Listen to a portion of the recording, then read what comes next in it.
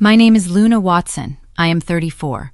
After a decade of organizing and financing every family gathering, I expected my phone to light up with questions about airport pickups or the dinner schedule. Instead, a single text from my father appeared on the screen. "We are doing the reunion without you. We want peace." I sat in my office in downtown Phoenix listening to the low hum of the air conditioning. I read those words 3 times. My stepmother, Brenda, and my younger sister, Harper, had complained that my boundaries gave them anxiety. They wanted the catered meals, the scenic views, and the luxury mountain lodge. They just did not want the daughter footing the bill. Before I explain exactly what happened when they reached the top of that mountain, tell me how old you are and where you are listening from. I want to see how far this episode of Cherry Drama Stories travels. I set my phone face down on the mahogany desk. I did not cry. Crying was a response for someone who still expected fairness. In my line of work, directing supply chains and logistics for an international freight firm, you learn to separate emotion from execution. The faint smell of ozone and burnt coffee drifted in from the break room. It pulled a memory from 18 years ago right to the surface. I was 16 years old, standing on the faded linoleum of my father's kitchen. I slid an envelope stuffed with crumpled singles and fives across the counter. It was my waitress tips surrendered to pay rent for my childhood bedroom. Outside, the engine of a sedan purred. He had just handed Harper the keys for passing her exams. He looked at my tips, pocketed them, and told me that responsibility builds character. I looked back at the paperwork spread across my desk. The $12,000 contract for the Flagstaff Lodge rested under my right hand. The thick paper felt crisp against my fingertips. I traced the printed lines. My father believed that family ties obligated me to fund his golden child. He forgot that a signature obligates a vendor. My name was the only one on that legal document.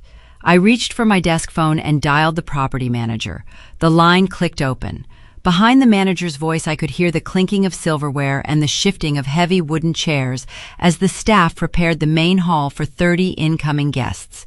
He asked if I needed to adjust the thermostat in the master cabin before my family arrived. I kept my voice flat and even.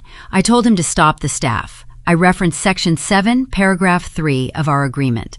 I instructed him to terminate the reservation effectively immediately and return the funds to the original payment method. The manager paused. The background noise on his end grew quiet. He cautioned me that canceling meant his groundskeeper would lock the main access road within the hour. I told him to use the heaviest chain he owned. The receiver clicked into the cradle. A small notification bell chimed from my email inbox, confirming a full transfer back to my account. My father had wanted peace. He was about to find out that peace is a privilege you have to pay for. At that exact moment, he was leading a caravan of relatives up a winding mountain road, unaware that the destination they felt so entitled to no longer existed. I was sitting in my climate-controlled office 200 miles away, but I knew exactly how the air felt when my father reached the summit of that mountain. The Coconino National Forest sits at an elevation of 7,000 feet. By late afternoon, the crisp pine scent carries a sharp bite. Richard drove a leased luxury SUV, leading a winding convoy of 6 rented minivans and sedans up the final switchbacks. He loved leading parades. For the past 4 hours, he had played the role of the generous patriarch, guiding his siblings, nieces, and nephews toward a premium weekend retreat.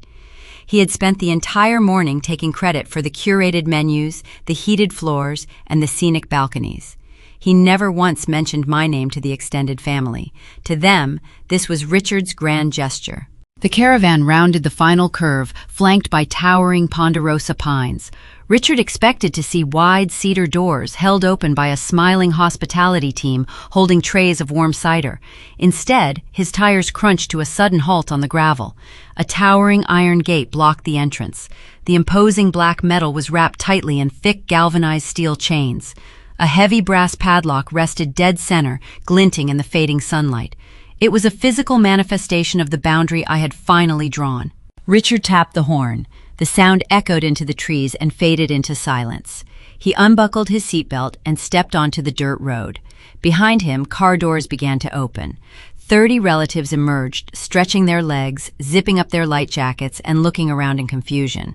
Aunt Diane leaned against the hood of her sedan, her arms crossed, waiting for the welcoming committee.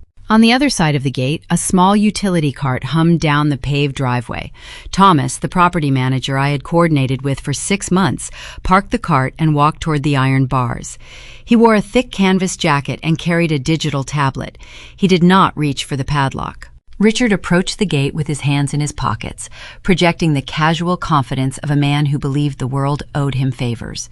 He smiled his brightest salesman smile. He introduced himself, projecting his voice so the aunts and uncles standing near the cars could hear.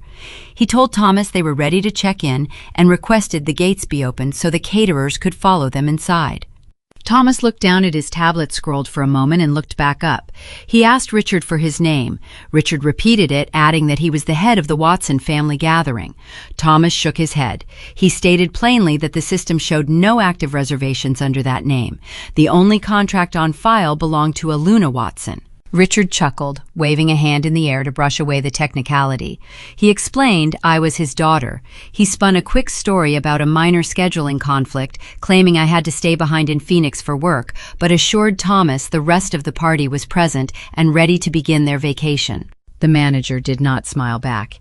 He tapped the screen of his tablet. He read the notes aloud. He stated the contract holder had officially executed the cancellation clause less than 2 hours prior. The deposit and the remaining balance had already been refunded to the original payment method. The property was currently closed to guests. Richard dropped his smile. A dark flush crept up his neck, disappearing into his collar. He stepped closer to the iron bars, lowering his voice, trying to intimidate the man. He demanded Thomas open the gate, insisting the family had driven for hours and would simply pay whatever difference was required. Thomas stepped back, creating physical distance. He informed my father that this was private property. He explained the strict liability policies of the lodge. Without the legal contract holder present to provide a matching state identification and signature, allowing anyone onto the grounds was a violation of their insurance. He told Richard that if any member of the party attempted to cross the gate, he would be forced to contact the local authorities and report a criminal trespass. The word trespass hung in the freezing mountain air. The uncles stopped chatting. Aunt Diane stood up straight, her eyes narrowing as she looked from Richard to the padlock. The illusion of a curated family retreat was fracturing. The sound of expensive leather boots hitting the gravel broke the silence. My younger sister Harper marched toward the gate. She could not stand watching her father fail in front of an audience. Harper wore a pristine designer coat she had bought specifically for the weekend photographs. Beside her walked Jake, her software sales director husband. Jake wore mirrored sunglasses despite the heavy shade cast by the tall pines. He carried the arrogant posture of a man who believed every problem could be solved by swiping a piece of plastic. Jake told Richard to step aside. He pulled a sleek metal credit card from his wallet, holding it between 2 fingers. He spoke to Thomas as if the manager were a slow child. Jake offered to skip the bureaucratic nonsense. He told Thomas to just run his card for the entire weekend, book a new reservation right there on the spot, and open the gate. He wanted to show the relatives that his wealth was the ultimate safety net. Thomas reached into his jacket pocket and retrieved a wireless payment terminal. He punched the numbers into the keypad. $12,000. It was the standard peak season weekend rate for a last-minute booking. He held the machine through the gaps in the iron gate. Jake smirked, tapping his heavy metal card against the screen. The machine beeped, acknowledging the chip. A small blue light flashed as it attempted to connect to the network. The relatives watched in silence, waiting for the heavy chains to fall away. The terminal emitted a harsh, flat tone. The screen flashed red. Declined. Jake's smirk vanished. He pulled the card away, examining the chip as if it were defective. He muttered something about his bank triggering a fraud protection alert due to the unusual travel location. He pushed the card directly into the bottom slot, forcing the machine to read the chip manually. The blue light blinked again. The machine processed the request. The same harsh tone echoed in the quiet forest. Insufficient funds. The silence that followed was suffocating. The aunts exchanged knowing glances. An uncle cleared his throat and looked at the ground. Jake shoved the card into his pocket, his jaw clenched tight. Harper flushed a deep, humiliated crimson. Her carefully crafted image of effortless wealth shattered in front of the very people she loved to impress. Desperate to save face, she dug into her own designer purse and produced a premium travel rewards card. She shoved it into the terminal before Jake could stop her. The machine hummed. It thought for 3 seconds. Denied. Thomas pulled the terminal back through the gate and placed it in his pocket.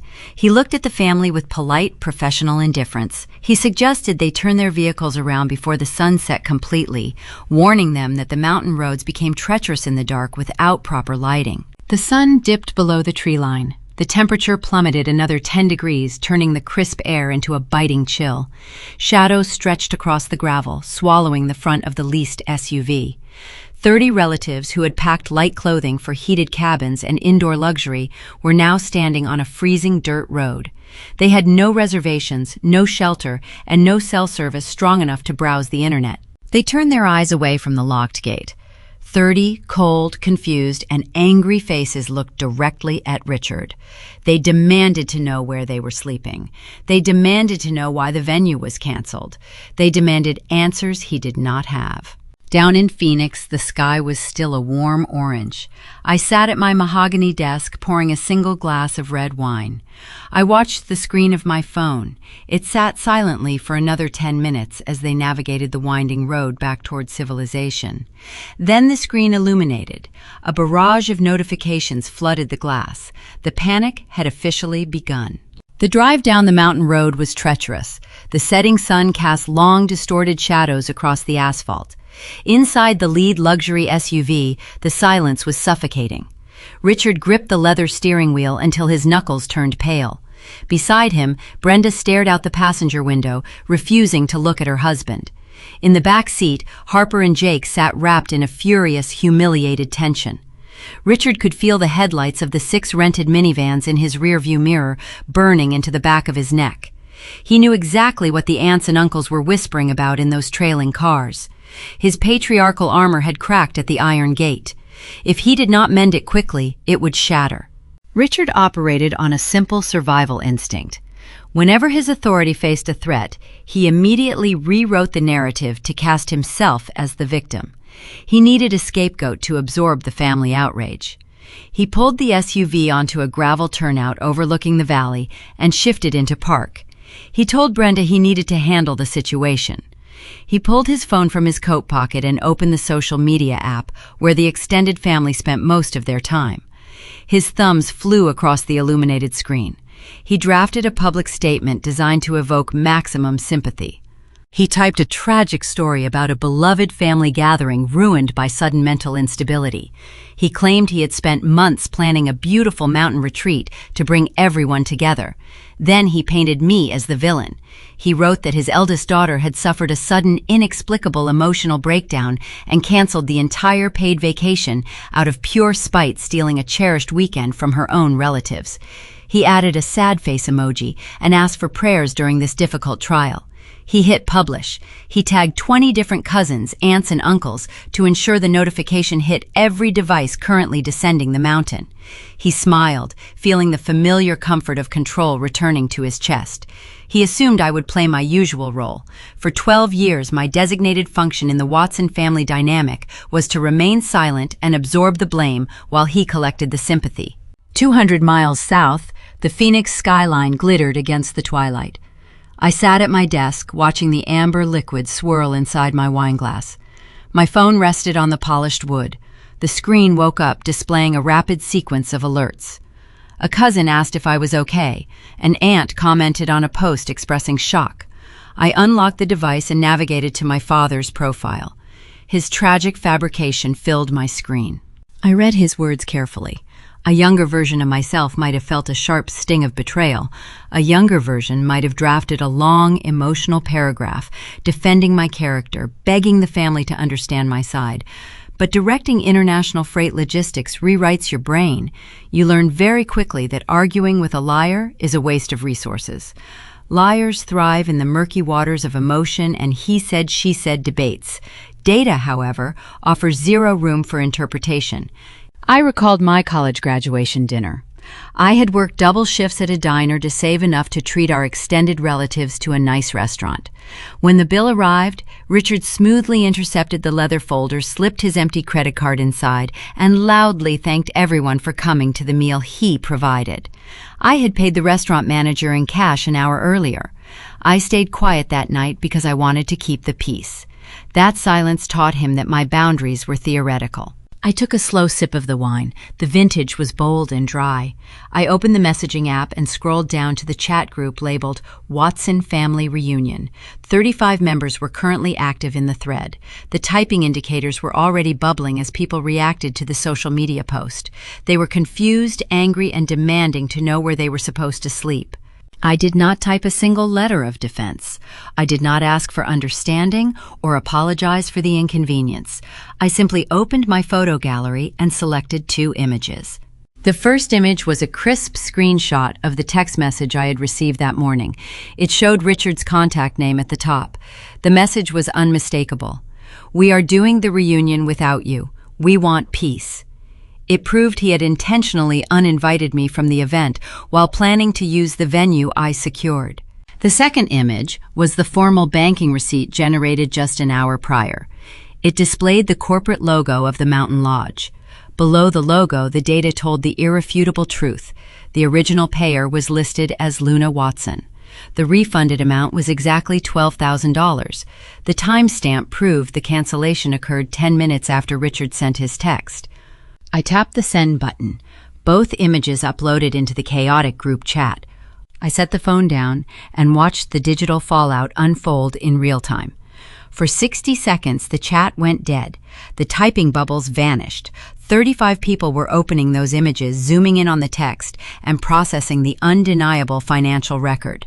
They were performing the exact mental calculations Aunt Diane had likely already completed. The reaction was swift and merciless. First, the social media notifications reversed course. The cousins who had just clicked the like button on Richard's tragic victim post began removing their reactions. The public support evaporated into thin air. Then the group chat erupted. It did not start with questions directed at me. It started with statements directed at him. Aunt Diane sent a single message asking Richard why his name was not on the $12,000 receipt. Uncle Steve chimed in, demanding to know why Richard had told everyone he paid for the lodge out of his own pocket. A cousin posted a screenshot of Richard's original message, claiming he had covered all the costs. The truth rippled through the convoy. The aunts and uncles realized they were not victims of my sudden emotional breakdown. They were casualties of Richard's ego.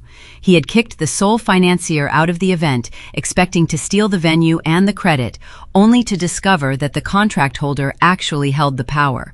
He had lied to their faces all afternoon while leading them up a mountain to a locked gate. The anger in the chat shifted from confusion to pure, concentrated outrage. They had rented cars, requested time off work, and driven hours into the wilderness based on a fabricated promise. And the man responsible for their current stranded reality was sitting in the lead vehicle, pretending to be their savior. Up on the dark mountain turnout, Richard watched his social media posts gather negative comments. He watched the group chat fill with furious demands for an explanation. His carefully constructed narrative was crumbling faster than he could type. Brenda urged him to put the phone away and just drive. She knew the aunts well enough to know that digital anger would soon turn physical. Richard ignored her, his fingers hovering over the keyboard, trying to think of a new lie to explain away the bank receipt. He never got the chance to type it. The silence inside his luxury SUV was shattered by a sharp, blaring ringtone. Richard jumped, nearly dropping the device. He looked at the screen. The caller ID flashed brightly in the dark cabin. It was not me calling to apologize. It was Aunt Diane. Before the second ring could finish, a different phone in the cup holder lit up. Brenda's phone was ringing. The caller ID showed Uncle Steve. Richard looked in his rearview mirror. The headlights of the 6 rented minivans were no longer just following him. Several of the drivers were turning their high beams on and off, flashing the bright lights directly into his cabin, demanding he pull the caravan over. The family was not asking for a story anymore. They were coming for their answers. Richard kept his foot pressed firmly on the accelerator. He ignored the blaring ringtones echoing through his SUV. He ignored the high beams flashing from the minivans trailing behind him. Instead of pulling over onto the dark mountain shoulder to face his siblings, he signaled a sharp right turn, guiding the convoy onto the winding switchbacks of Highway 89A. The road descended rapidly toward the town of Sedona. He needed a sanctuary. He needed a controlled environment where he could reestablish his fractured patriarchal authority. Sedona was an hour away, and Aunt Diane owned a comfortable 3-bedroom ranch house near the Red Rock formations. Richard operated on a very specific set of generational assumptions. Throughout his entire adult life, he had treated the women in his family as a limitless, unpaid utility. Whenever he overextended his finances or made a promise he could not keep a sister or a wife, was always expected to step in, smooth over the rough edges, cook the meals, and absorb the inconvenience.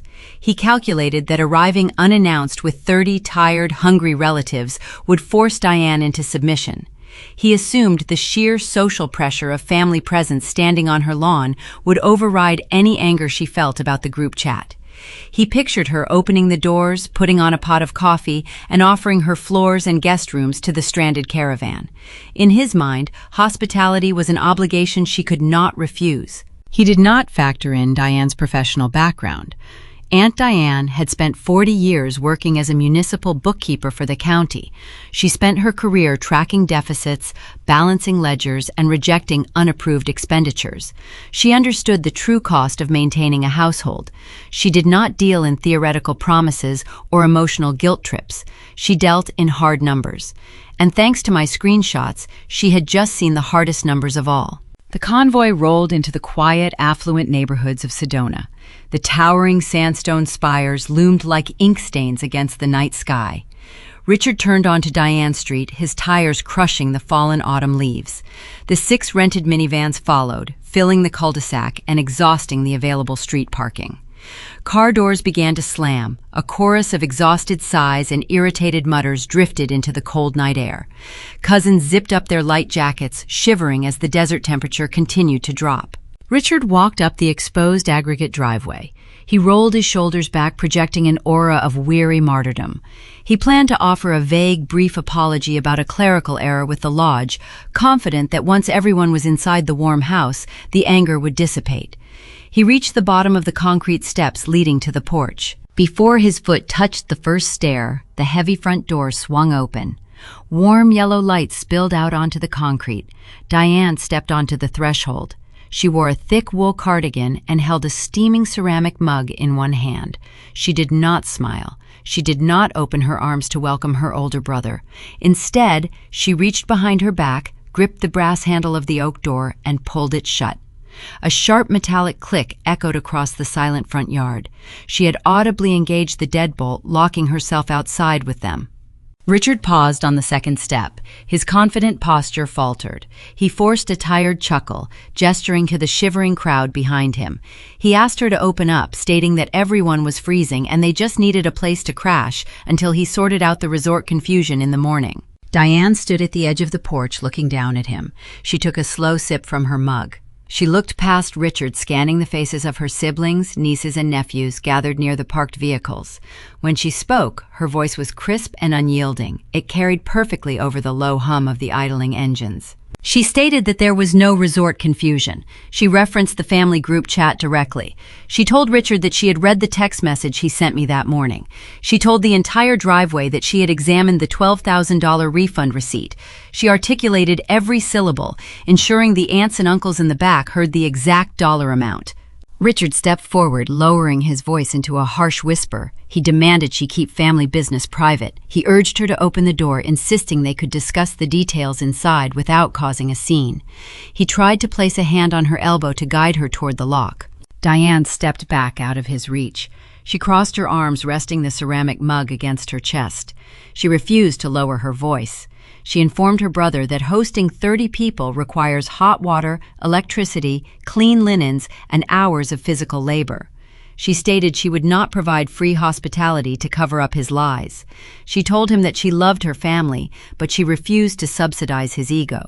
The silence that followed was heavy and undeniable. The expectation of unconditional free rescue shattered right there on the driveway. For decades, the family had coasted on the assumption that someone else would always pick up Richard's slack. Diane looked directly at Uncle Steve and the other relatives standing near the street. She announced that her guest room was empty, her floors were warm, and her doors would remain permanently closed for the evening. She advised them to open the mapping applications on their phones and begin searching for local vacancies. The uncles stared at Richard. The last shred of his unearned authority dissolved under the amber glow of the streetlights. Nobody rushed to defend him. Nobody argued with Diane. The evidence I had provided was too ironclad, and Diane's boundary was too firm. Husbands and wives turned away from the house and pulled out their smartphones. The blue light from their screens illuminated their worried faces in the dark. Sedona during peak autumn tourist season is unforgiving. Vacancies are scarce, and the available rooms carry exorbitant price tags. The relatives began calling front desks, their voices tight with stress. Families were forced to split up, securing scattered, overpriced motel rooms miles apart from one another. Uncles reluctantly pulled out their own credit cards, paying premium weekend rates out of their own pockets to secure a warm bed for their children. Richard stood alone on the concrete walkway. He was abandoned by the very audience he had sought to control all afternoon. Brenda refused to stand next to him, opting to wait inside the chilled cabin of the SUV. Harper and Jake leaned against a rented minivan, aggressively typing into their phones, trying to find a luxury suite that would not require a massive upfront deposit. Diane finished her coffee. She did not offer a closing remark or a sympathetic glance. She turned around, unlocked her door, stepped inside, and threw the deadbolt a second time. The finality of the locking mechanism signaled the end of Richard's reign as the family provider. The relatives began loading back into their vehicles. The mood was grim. The promised weekend of catered luxury and scenic views had devolved into a fragmented, expensive, logistical nightmare. Engines turned over, headlights cut through the darkness, and the minivan slowly began to reverse out of the cul-de-sac. Richard stood frozen in the driveway, trying to calculate a way to salvage his pride. Just as he turned back toward his SUV, the low, steady rumble of a heavy diesel engine vibrated through the quiet neighborhood. A large commercial box truck turned the corner, its air brakes hissing as it slowed to navigate the narrow street. The sides of the pristine white truck featured the elegant, sweeping logo of a premium event catering company. It was the exact vendor Richard had bragged about securing all afternoon. The truck pulled to a stop directly behind Richard's leased vehicle, blocking his exit. The driver shifted the heavy transmission into park and turned on his hazard lights. The warm yellow flashes illuminated Richard's pale, defeated face. The food had arrived, but the true cost of the evening was just beginning. The heavy diesel engine of the catering truck idled in the cold Sedona street. The exhaust plumed into the night air. Along the side of the pristine white cargo box, a sleek gold decal read Summit Culinary Arts. A low humming sound emanated from the roof of the vehicle. It was the commercial refrigeration and heating unit, keeping $4,000 worth of gourmet food at exact food-safe temperatures. The exhaust vent near the rear doors expelled a puff of warm air. The rich, savory aroma of slow-roasted prime rib garlic, rosemary potatoes, and baked artisan bread drifted over the cul-de-sac. The relatives had been driving for 5 hours on a single fast food breakfast. Stomachs rumbled. A few younger cousins groaned audibly. The promised feast was sitting right in front of them, separated only by a thin sheet of aluminum and a locked cargo door. Jake watched the truck from the sidewalk. His earlier failure at the lodge gate still burned the back of his neck. His titanium credit card had been rejected in front of the entire family. He worked as a regional director for a software sales firm in Scottsdale. In his world, every obstacle was just a negotiation waiting to happen. He firmly believed that rules were written for people who lacked the funds to bypass them. Jake had built his entire identity on the power of the transaction. When he first started dating Harper, he secured my father's approval not through character, but through capital. He picked up expensive dinner tabs, booked premium golf tee times, and always made sure Richard saw the black card before it went into the leather folio. Jake believed that a man was only as strong as his purchasing power. He viewed my logistical planning as menial secretarial work. He thought true power was showing up at the end and throwing money at the problem. He reached into the inner pocket of his tailored jacket and retrieved a thick silver money clip. He always carried $2,000 in crisp $100 bills. He called it his problem-solving stack. This was his opportunity to erase the humiliation of the declined card. He would buy the feast in cash, distribute the prime rib into the trunks of the minivans, and secure his position as the alpha of the family hierarchy. Jake walked toward the truck with a confident stride. He peeled $300 bills from the clip and held them visibly in his right hand. He approached the driver's side window. The driver rolled down the glass. He wore a crisp chef coat and a black beanie. A laminated identification badge hung from a lanyard around his neck. He held a digital tablet in his left hand. Jake leaned against the door panel. He flashed a brilliant, practiced smile. He told the driver there had been a minor logistical hiccup with their venue.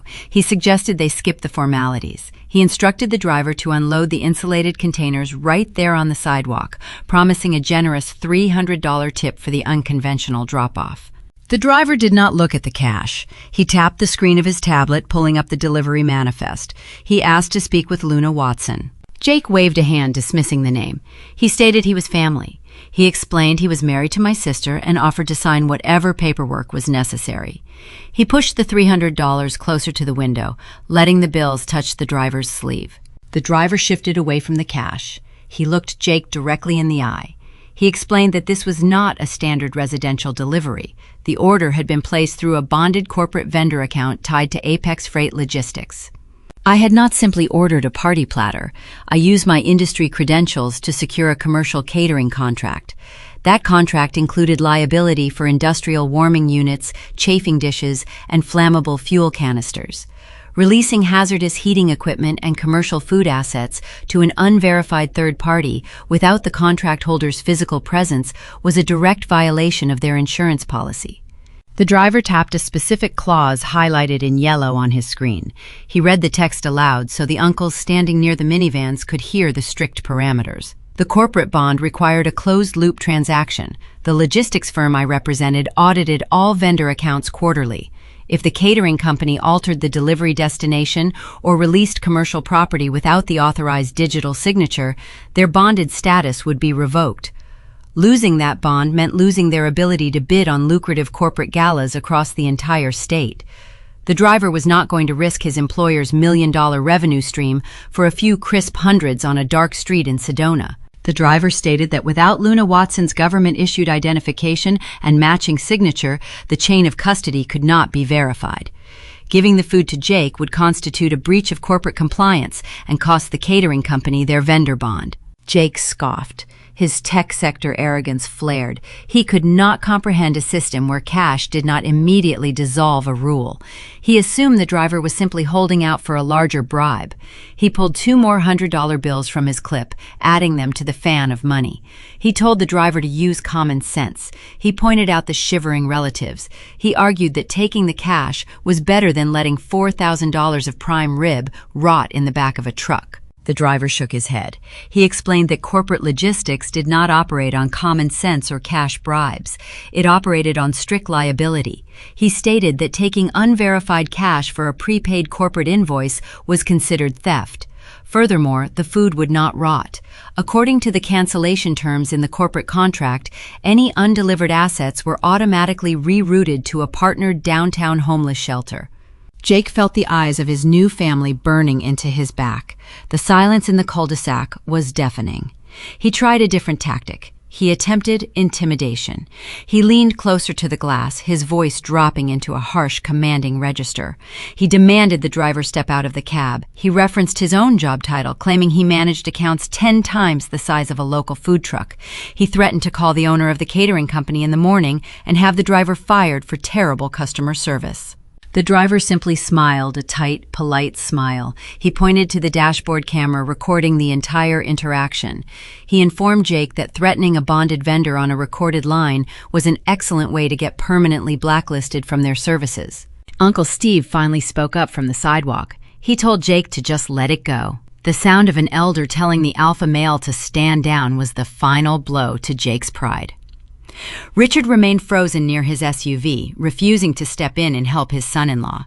Richard knew when a battle was lost, and he preferred to let Jake take the public fall. The driver rolled up his window. The thick glass muffled Jake's protests. Jake stood on the asphalt, his mouth half open, holding $500 in the freezing air. The driver shifted the heavy truck into drive. The air brakes released with a loud hiss. The large vehicle slowly pulled forward, executing a wide turn in the cul-de-sac. The exhaust vent blew one final agonizing cloud of roasted garlic and beef aroma across the faces of the starving relatives. The truck accelerated down the street, taking the feast back toward Phoenix. Jake turned around. His arms fell to his sides. The illusion of his limitless wealth and influence was thoroughly stripped away. He could not buy his way through an iron gate, and he could not bribe his way into a corporate contract.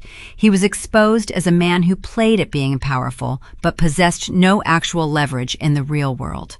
Aunt Diane stood behind the glass of her living room window, watching the entire exchange. She did not open her door. She simply reached up and pulled the blinds shut.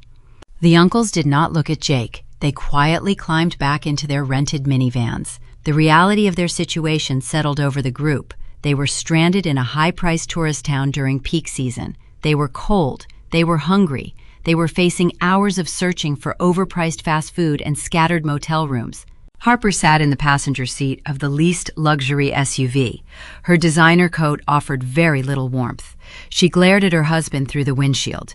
She had married him because he promised her a life free of the struggles her parents faced. Watching him fail twice in one evening fractured the pristine image she held of their marriage. Jake opened the door of the SUV and dropped into the driver's seat. He slammed the door shut, ignoring the flinch from his wife. His chest heaved. The humiliation burned hot in his throat. He needed someone to blame for his profound embarrassment. He needed a target. He reached into his coat pocket and pulled out his smartphone. His thumb hit the screen, pulling up his contact list. He bypassed Richard. He bypassed the group chat. He found my name. He stared at the screen, his jaw tight. He pressed the call button, placing the phone to his ear. He listened to the dial tone ring through the quiet cabin of the vehicle, preparing to unleash his fury, entirely unaware that picking up that phone was about to trigger a chain reaction that would freeze his entire financial life. The phone sitting on my polished mahogany desk vibrated, sliding a fraction of an inch across the wood.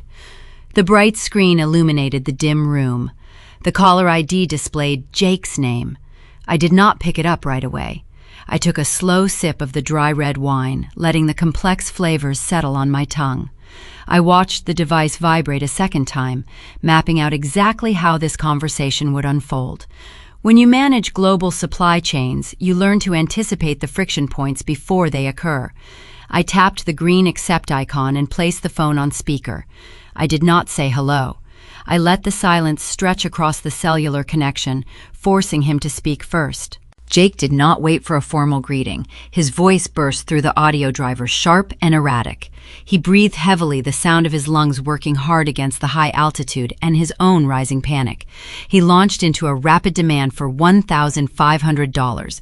He claimed I ruined the cherished family weekend and owed him direct financial reimbursement for the non-refundable first-class tickets he and Harper used to fly from Los Angeles to Phoenix that morning. He spun an elaborate narrative where my personal boundaries were actually a calculated attack on his wallet. He used colorful language to describe my character. He threatened to retain legal counsel and drag me into civil court if the funds were not wired into his primary checking account before midnight. I leaned back in my leather chair and listened to the performance. In my industry, you allow the opposing party to expend all their oxygen before you present the binding contract. Jake loved projecting the image of a titan in the tech sector. He wore tailored suits, drove leased European sports cars, and spoke in endless business cliches. But the reality of his financial posture was far less impressive. 3 months ago, his software firm missed their quarterly revenue projections by a wide margin. The board of directors mandated immediate austerity measures. They slashed executive perks, eliminated bonuses, and froze all travel stipends. When Harper begged to attend this reunion to show off her lifestyle to the aunts and uncles, Jake did not reach into his pocket. He called Richard and asked him to ask me for a quiet favor. I waited until his rant lost its momentum.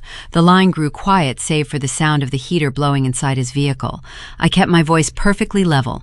I instructed Jake to open his email application and locate the original flight itinerary I forwarded to him 2 weeks prior.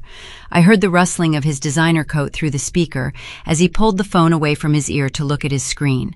I did not wait for him to find the specific document. I recited the reservation details from memory. I told him the total out-of-pocket cost was $0.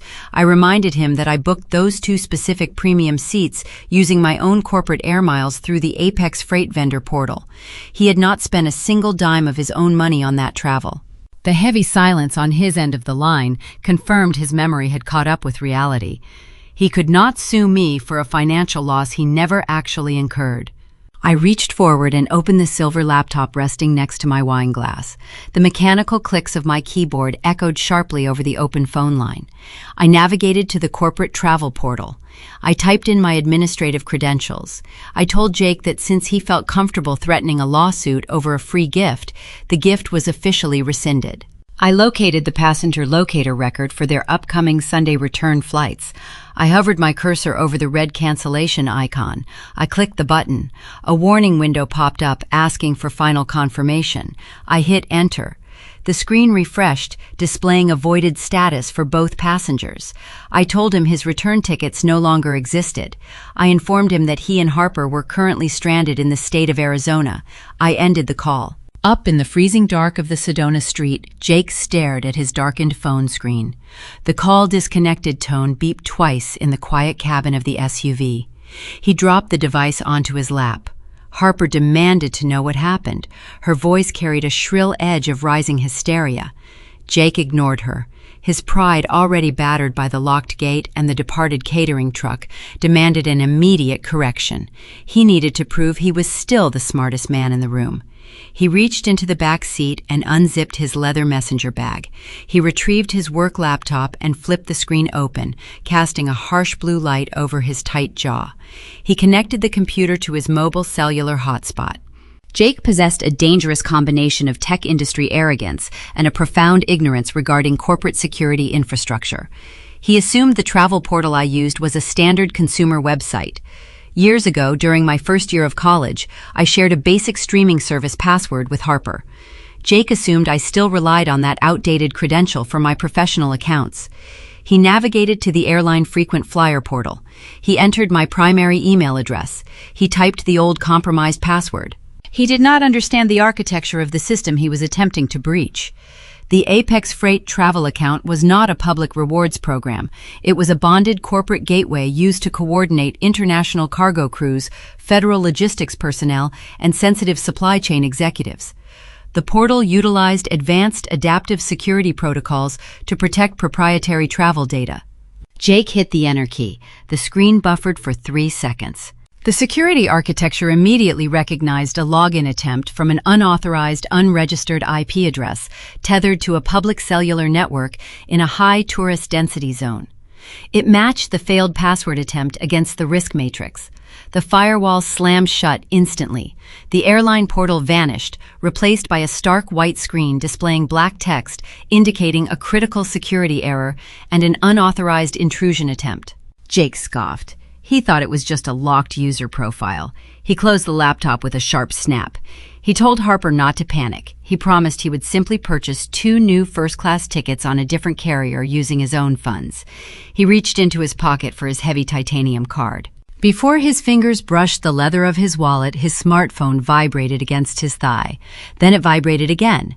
A continuous stream of high-priority notifications flooded his lock screen. When an external user triggers a Level 1 security alert on a logistics network tied to federal contractors, the automated system casts a very wide net to prevent corporate espionage or financial theft. The Apex Freight firewall generated an automated API flag and pushed it to the major banking verification networks, warning of a potential identity theft breach originating from Jake's specific device and IP address. The fraud algorithms at his personal financial institutions reacted without human intervention to protect their assets. Jake unlocked his phone and opened his primary banking application. A thick red banner stretched across the top of the interface. His checking account displayed a status of suspended. He swiped over to his credit card application. The exact same red banner appeared. The text read, "Access restricted pending fraud investigation." A cold knot formed in his stomach. He tried to initiate an emergency transfer from his linked savings account. The screen flashed error code 42. He was locked out. The man who defined his entire self-worth by his purchasing power now possessed zero liquidity. He was sitting in a freezing vehicle, hundreds of miles from his home, with no return flight, no hotel reservation, and a wallet full of useless plastic. He turned his head and looked at Harper. The pure terror reflecting in her eyes perfectly mirrored his own. Aunt Diane called me the next morning and detailed every second of the confrontation. The narrative shifted from petty travel logistics into high-stakes financial ruin under the buzzing neon sign of a 24-hour diner. Sedona at night is unforgiving. The temperature had dropped near freezing. Inside the greasy restaurant, nieces and nephews picked at cold French fries, while their parents tallied the brutal cost of last-minute tourist lodging. Outside, in the cracked asphalt parking lot, the adults gathered in a tight circle around my father. Their breath plumed in the frigid air. They were exhausted, drained of their patience, and out thousands of dollars. They demanded a clear answer. They wanted to know exactly when and how they would be reimbursed for the catastrophic evening. Richard leaned against the grille of his leased luxury vehicle. He tried to project the relaxed confidence of a wealthy patriarch dealing with a minor accounting error. For decades, his primary defense mechanism against accountability was the illusion of a vast, untouchable estate. He smoothed the lapels of his jacket and deployed his favorite diversionary tactic. He told his siblings to calm down, waving his hand in the air to dismiss their concerns. He promised he would cover every single hotel receipt on Monday morning. He spoke loudly about the family trust fund he supposedly managed. He referenced a portfolio of diverse investments, heavily implying he possessed enough liquid assets to buy the entire town if he desired. This was the red herring he had used since I was a child. He always dangled the promise of future wealth to excuse his current lack of funds. The aunts and uncles listened to the familiar speech. Some of their shoulders dropped, wanting to believe the comfortable lie. They wanted the security of a rich older brother protecting the family safety net. But Diane did not relax. She stepped out of the diner, letting the heavy glass door swing shut behind her. She had spent her entire professional life dissecting municipal budgets and auditing county expenditures. She knew the difference between actual liquidity and desperate projection. Diane walked through the circle of relatives and stopped directly in front of Richard. She did not raise her voice. She simply asked him to name the primary financial institution holding the family trust. Richard blinked. His confident smile faltered for a fraction of a second. He deflected, stating that his wealth manager handled the specifics to avoid tax liabilities. He tried to pivot back to his promise of Monday morning reimbursements. Diane refused to let him pivot. She uncrossed her arms and turned to Uncle Steve, who was standing near the edge of the group. She looked her younger brother in the eye and asked him a very specific question. She asked Steve how much cash Richard had requested last March to cover an emergency roof repair on his house. Steve shifted his weight from foot to foot. He looked at the asphalt, clearly uncomfortable discussing private loans in front of the entire family.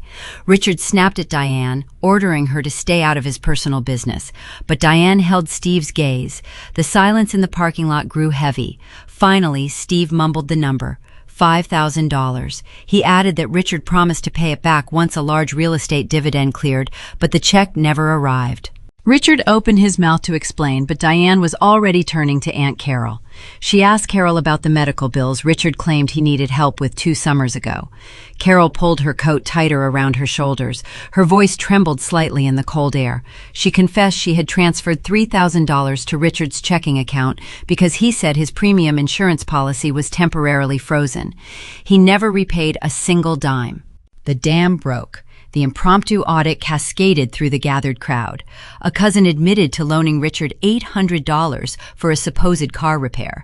Another uncle revealed a silent investment of $10,000 into a business venture Richard claimed was guaranteed to double their money. The venture never materialized. Diane stood in the center of the parking lot, acting as the human ledger. She forced the siblings to compare their notes aloud. The horrifying reality stripped away the illusion of the wealthy patriarch piece by piece. Richard was not managing a family trust. He was running an informal predatory lending scheme upon his own blood relatives. Whenever a sibling grew suspicious or asked for their money back, Richard would use my professional trajectory as collateral. He would point to my corner office in downtown Phoenix. He would brag about my international freight contracts. He told them he had financed my university education and that my corporate success was a direct reflection of his financial acumen.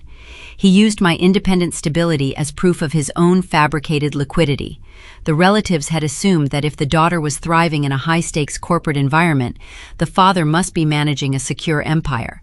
They now realized the empire consisted of lies, unpaid debts, and a leased vehicle he could barely afford. The total amount stolen from the various aunts and uncles hovered near $30,000. He had drained their savings to fund his country club memberships, his tailored suits, and his pristine public image. The mood in the diner parking lot shifted from exhausted frustration to pure, unadulterated betrayal. The uncles stepped closer, tightening the circle around the SUV. Their voices overlapped, demanding their money, demanding the truth. The myth of the benevolent provider evaporated into the freezing Sedona night. They saw a desperate broke man who had manipulated their trust for years. Richard felt the physical walls closing in. The exposure terrified him. He had spent his entire life building a pedestal of superiority, and Aunt Diane had just kicked the main pillar out from under his feet. His eyes darted around the faces of his siblings, searching for a single sympathetic expression. He found none. Even Brenda remained silent inside the vehicle, staring straight ahead through the windshield, refusing to defend him. The panic seized his chest. His survival instinct mutated into unfiltered rage. He could not argue with the numbers, so he resorted to physical intimidation. Richard let out a guttural shout. He turned and slammed his fists down onto the polished hood of his leased SUV. The heavy metal dented under the force of the blow. The loud, hollow bang echoed across the dark parking lot, silencing the demanding voices of his family. He pointed a shaking finger at Diane, his face twisted in a mask of fury. He screamed that they were all ungrateful. He shouted that he was still the head of the family, and he would not stand there and be interrogated like a criminal. He refused to answer another question. He tore open the driver's side door, threw himself into the seat, and started the engine with a furious twist of the key.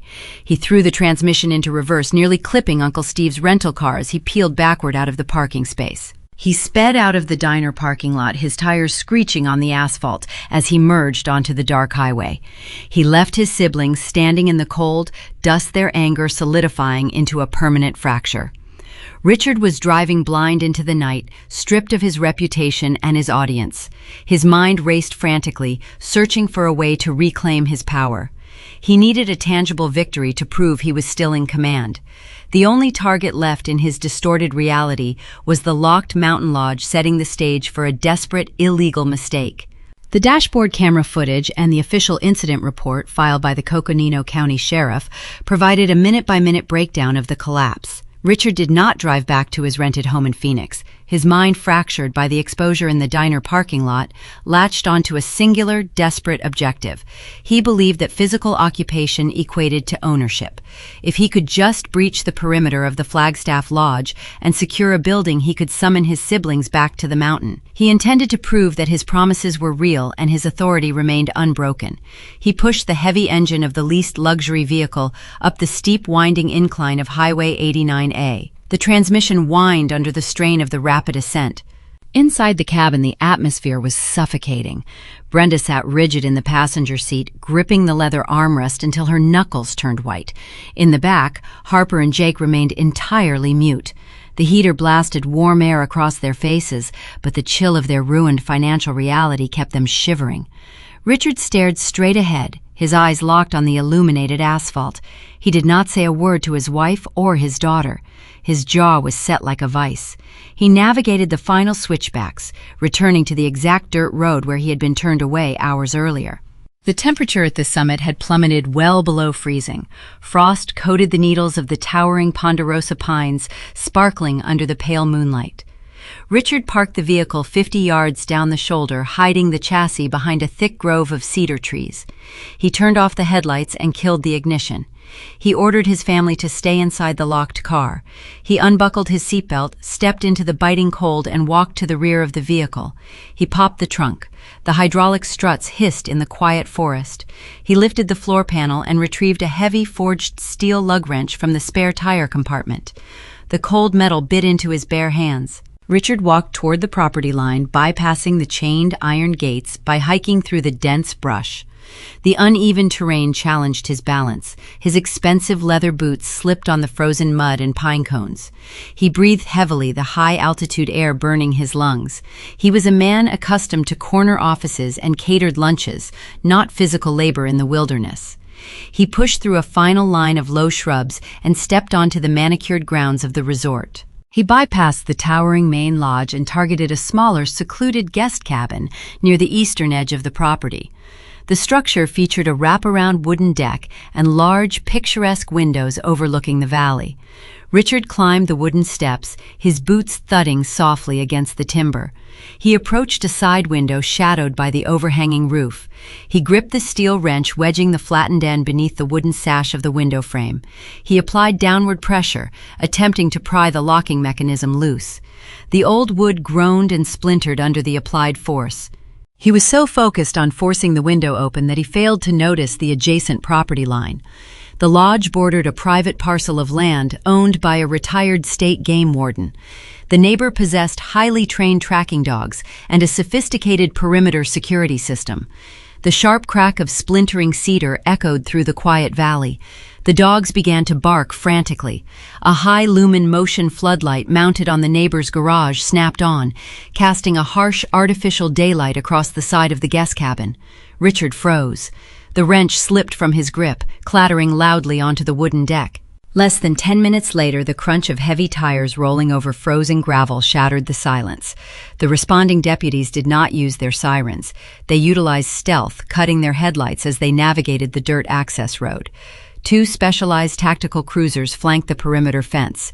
4 doors opened simultaneously. The deputies moved with practiced, silent precision. They unholstered their heavy flashlights, painting the darkness with sharp beams of concentrated light. Richard was still standing on the deck trying to formulate an escape plan when a wall of blinding white illumination flooded his position. A stern, amplified voice echoed through the trees, commanding him to step away from the structure and place his hands flat against the cedar siding. Richard blinked against the intense glare. His survival instinct attempted one final desperate maneuver. He tried to deploy his boardroom voice, a tone engineered to demand immediate respect from subordinates. He raised his hands slowly, attempting to smile. He called out into the light, claiming there had been a simple misunderstanding. He announced himself as the head of the Watson family, stating he had a reservation and was merely trying to access his accommodations after a long drive. The deputies did not care about his self-appointed titles. They saw a suspect standing over a damaged window with a burglary tool resting at his feet. A uniformed officer ascended the wooden stairs, gripped Richard's wrist, and spun him around. The cold, heavy steel of law enforcement handcuffs clicked tightly around his wrists. The sharp ratcheting sound signaled the absolute termination of his freedom. The officer patted him down, retrieved his wallet, and guided him off the deck. They led him toward the access road, forcing him to sit on the freezing concrete curb beneath the glare of the cruiser takedown lights. Richard pulled his shoulders inward, shivering uncontrollably. His tailored jacket offered no protection against the mountain wind or the profound humiliation of his current posture. Headlights swept across the scene as a third vehicle arrived at the gate. Aunt Diane and Uncle Steve had followed his erratic path up the mountain, determined to finish the conversation started in the diner parking lot. They parked behind the tactical cruisers and stepped out into the cold. Diane stood near the bumper of her sedan, her arms crossed. She watched the officers interrogate her older brother. She saw him sitting in the dirt, his hands bound behind his back, his head bowed. The myth of the invincible patriarch evaporated into the freezing air. He looked small, defeated, and entirely pathetic. Uncle Steve shook his head in silent disbelief. They did not attempt to intervene or post bail. They simply stood as witnesses to his ruin. The lead deputy ran the identification cards through the national database. He verified the property ownership with the on-call manager, Thomas. The manager confirmed that the sole contract holder had canceled the reservation and explicitly requested the gates be secured. The deputy returned to the curb. He informed Richard that the property manager declined to press felony breaking and entering charges, considering the damage was minimal. However, the sheriff issued a formal, documented criminal trespass warning. The deputy stated clearly that if Richard or any member of his party stepped foot onto the grounds again, they would be immediately transported to the county jail. The officers uncuffed him, citing the lack of a formal victim complaint. They ordered him to vacate the premises within 5 minutes. Richard rubbed his raw wrists. His eyes darted toward his siblings standing in the shadows. He could not look them in the face. Before the deputies returned to their vehicles, Richard asked to retrieve his mobile phone from his coat pocket. His hands shook as he navigated the touchscreen.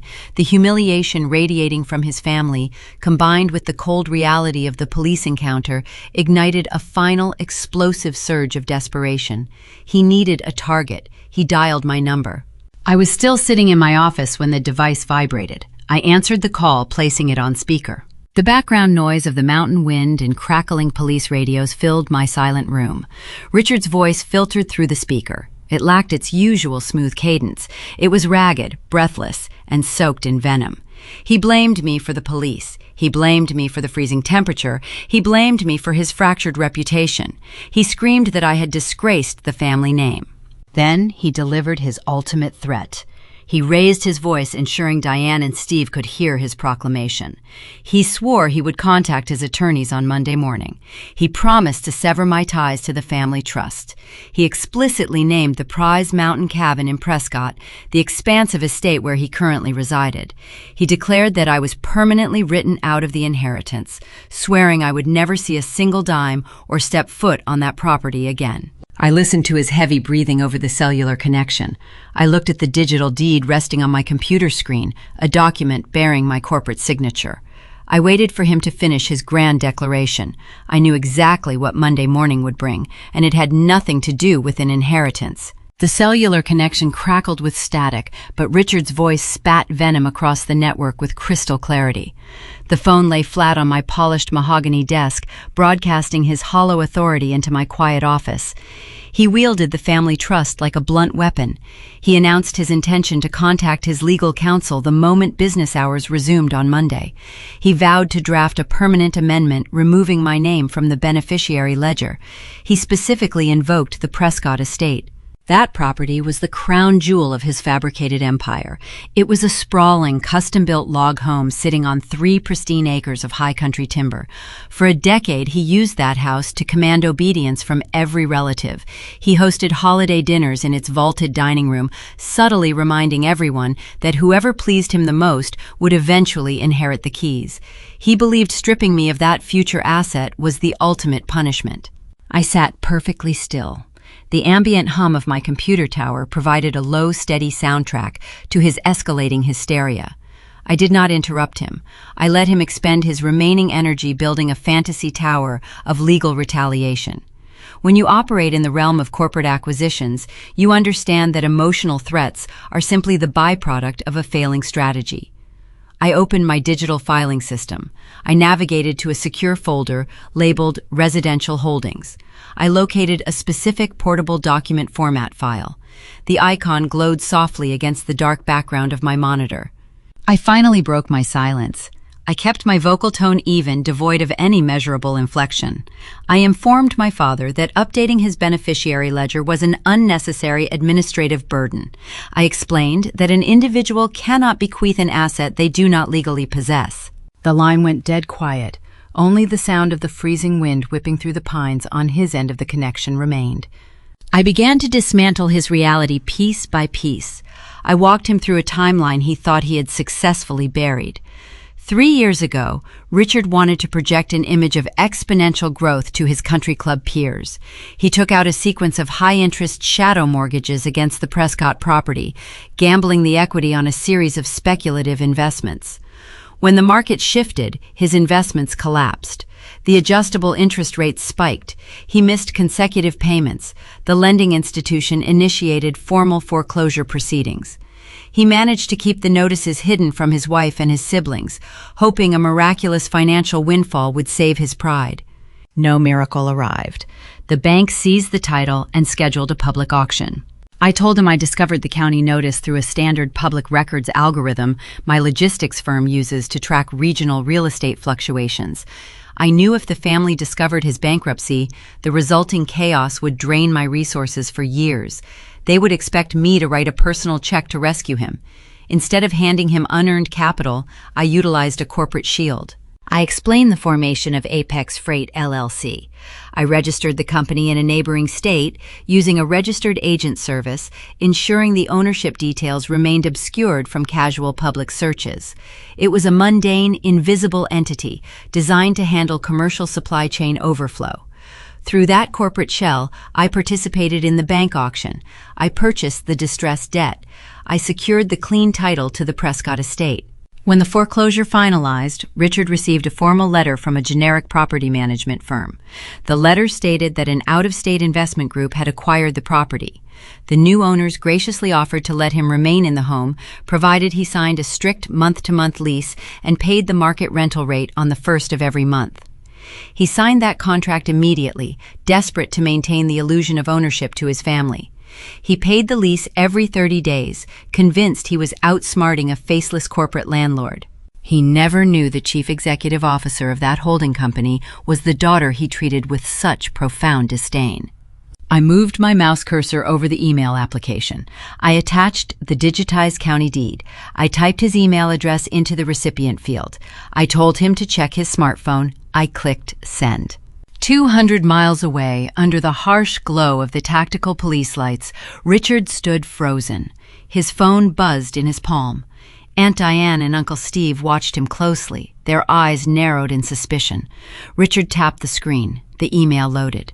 The bright white document illuminated his pale, terrified features. He stared at the official county seal at the top of the page. His eyes scanned downward, tracking the dense legal paragraphs detailing the transfer of ownership. He reached the bottom section. The text identified the sole managing member and legal owner of Apex Freight LLC.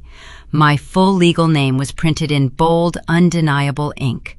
The physical reaction hit him like a kinetic shockwave. His shoulders slumped forward. The smartphone trembled in his grasp. The air seemed to rush out of his lungs in a single, ragged exhale. The grand estate he had just used to threaten me was a ghost. He owned nothing. He was not a lord presiding over a family legacy. He was merely my tenant, living in my house, sleeping under my roof, bound by a contract I controlled. The power dynamic irreversibly flipped in that exact second.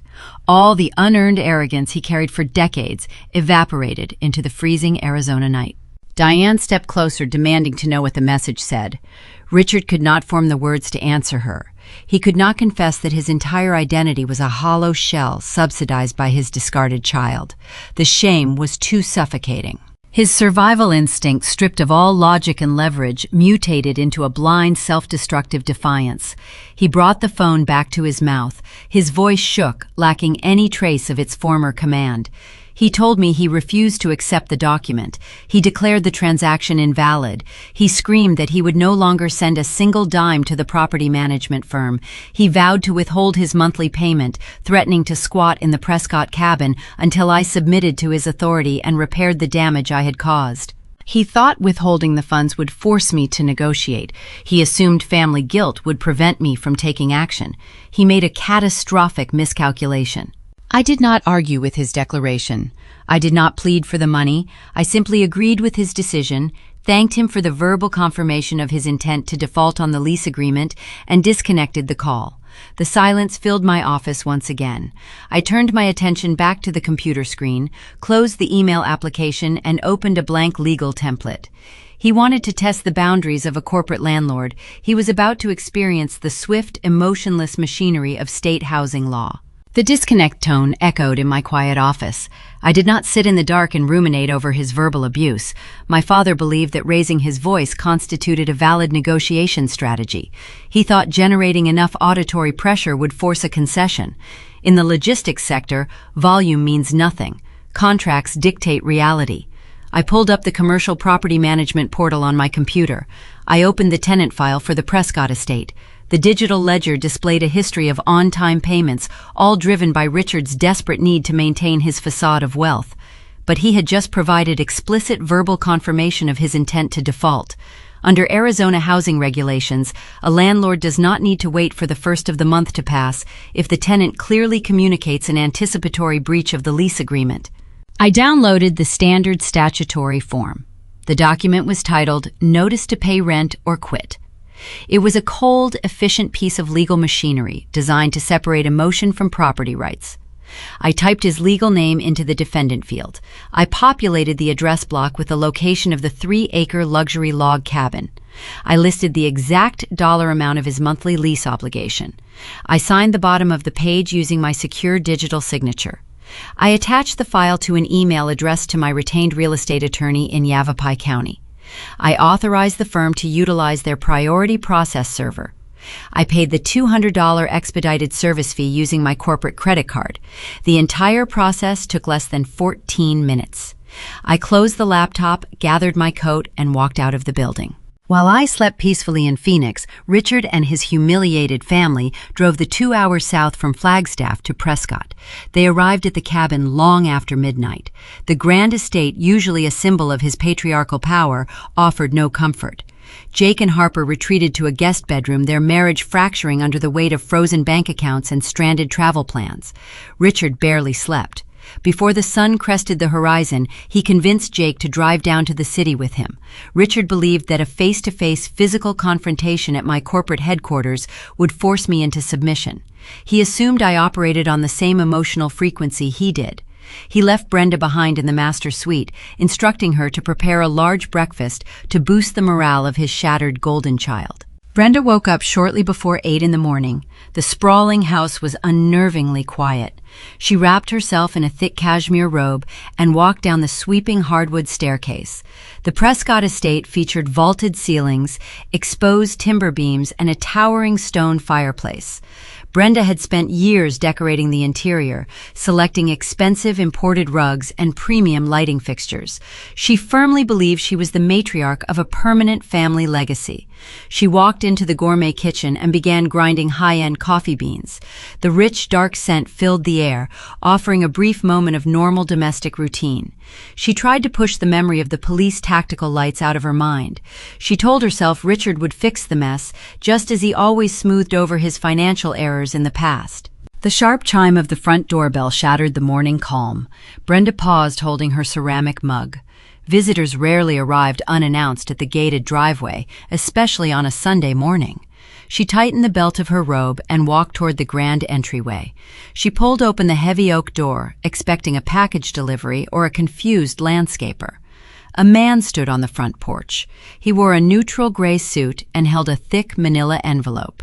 He did not smile. He asked if she was Brenda Watson, residing at this specific address. Brenda nodded, her brow furrowing in confusion. The man handed her the folder.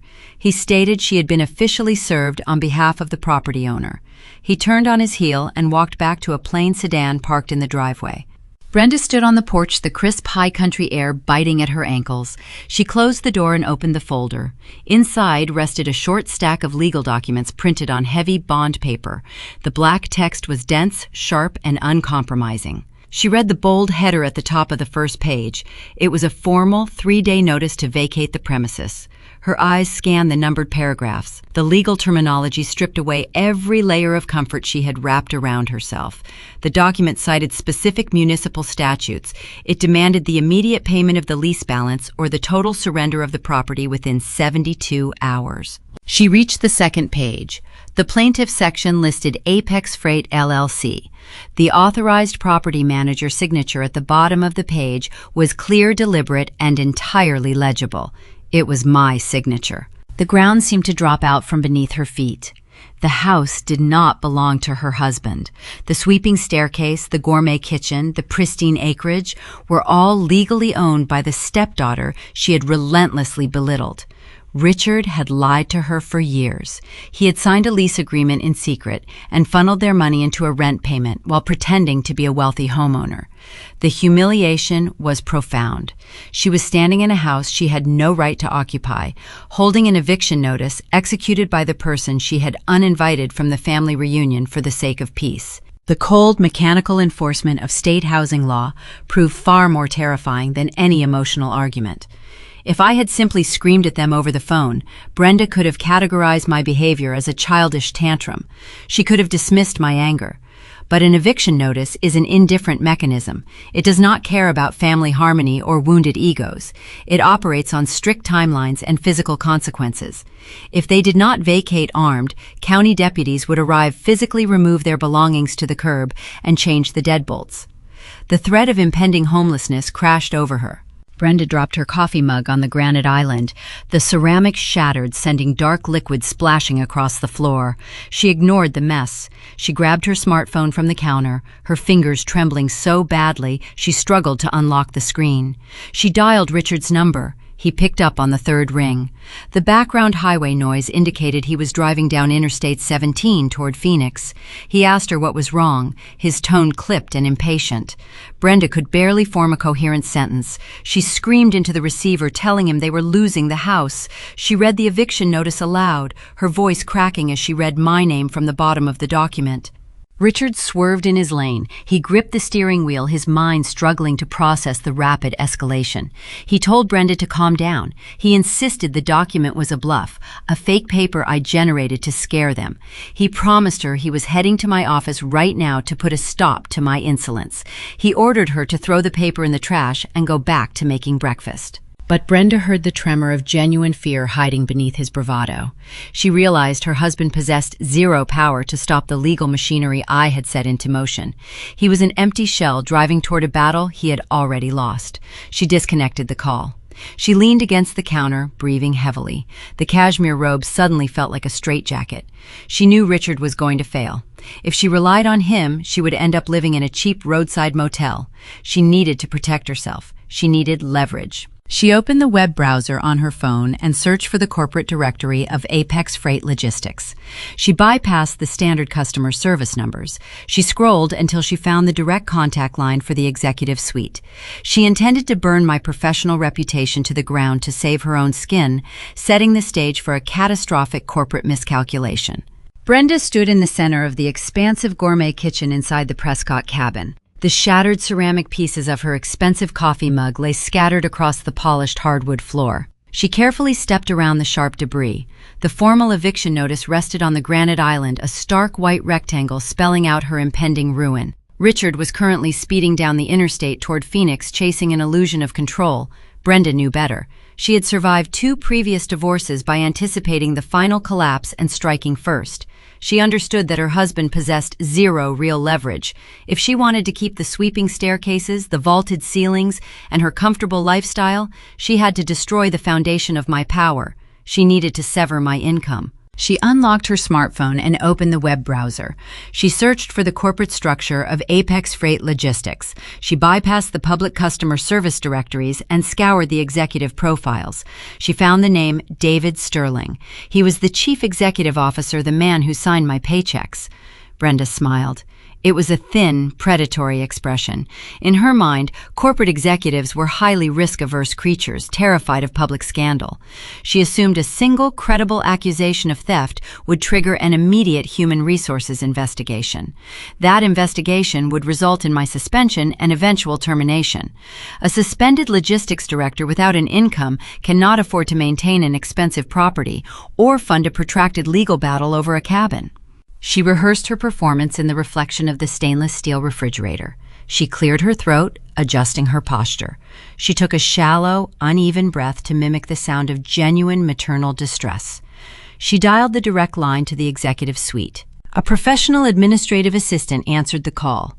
Brenda deployed her carefully crafted, fragile tone. She identified herself as my concerned mother. She stated she possessed urgent, confidential information regarding a severe mental health crisis and a potential corporate liability. The magic phrase worked precisely as she intended. The assistant placed her on a brief hold.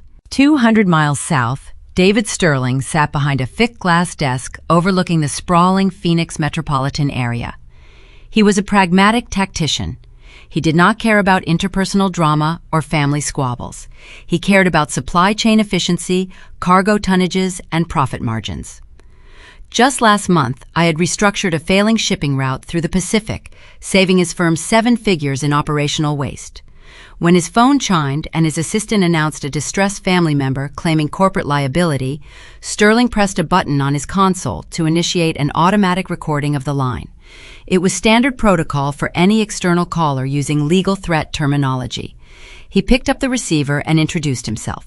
Brenda did not waste time with pleasantries. She launched into a breathless, rehearsed monologue.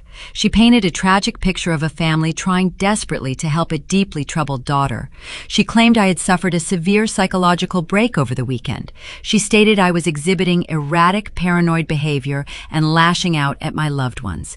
Then she dropped her engineered bombshell. She lowered her voice to a conspiratorial whisper. She told Sterling that she felt a moral obligation to report a crime. She accused me of embezzling corporate assets to fund a lavish personal lifestyle.